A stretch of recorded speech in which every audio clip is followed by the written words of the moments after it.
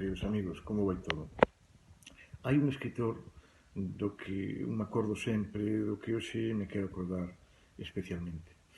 É Xavier do Campo, que non era exactamente un escritor de Fene, pero é como se o fose, porque el, ainda que residía normalmente na Coruña, pois tiña unha casa na Capela, e cando estaba na Capela sempre baixaba a Fene, gustaballe moito tomar café aquí, tomábamos moito café no Roibén, falábamos moito de literatura e de moitas outras cousas.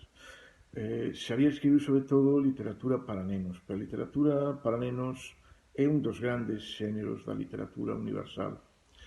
Eu quero me acordar hoxe del e recomendarles que o lean, que o relean constantemente e querería empezar a pedir para el desde este confinamento no que estamos que cando chegue o momento se lle dedique por parte da Real Academia Galega o Día das Letras.